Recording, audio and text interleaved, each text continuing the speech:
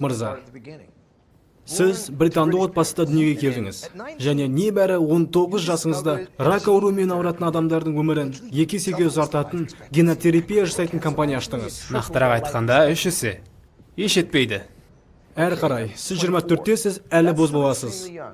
Және бұбу, ұлы өмір қорын ашасыз. Оған жылдар кетті. Содан соң ракеталар және өзіңіздің құрдастарыңыз секілді ғарышты бағындыруды шештіңіз.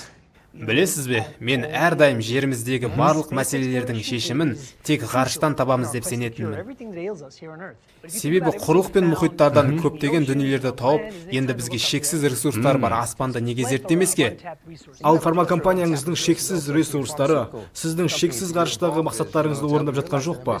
Иә, солай айналып тұрады.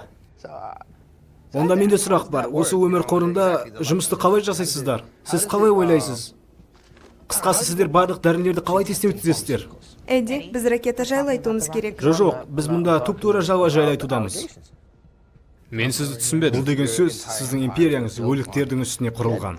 Эдди, Солай емес пе? Оқимын. Сынаққа кейіннен қайтыс болатын физикалық әлсіз жандар ұсынылады. Иә, мен бұл қауесет жайлы білемін, желіде ондайлар толып Ал жүр. жағым жайлы не айтасыз? Түсінбедім. Сара Чемберс, Фил Барклай, Роба Макдональд берген шағында. Келгендеріңізге рахмет, мистер сіздерге Брок. өз аяғымен келіп, Күндеріңіз сәтті мәйіт өтсін. болып шыққандардың бірнешеуі ғана. Үлкен рахмет, оларды шығарсаңдар. Тиіспе маған. Бұл әлі бітпеді. Сіз үшін бәрі бітті, Брок мырза. Қорқытып тұрсыз ба? Өмірде сәттілік тілеймін.